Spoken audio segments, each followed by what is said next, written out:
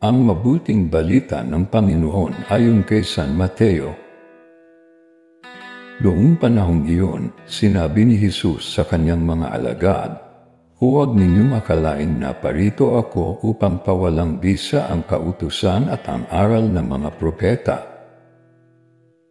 Naparito ako, hindi upang pawalang bisa kundi para ipaliwanag at ganapin ang mga iyon. Tandaan ninyo ito. Magwawakas ang langit at ang lupa, ngunit ang kaliit-liitang bahagi ng kautusan ay di mawawala ng bisa hanggat hindi nagaganap ang lahat.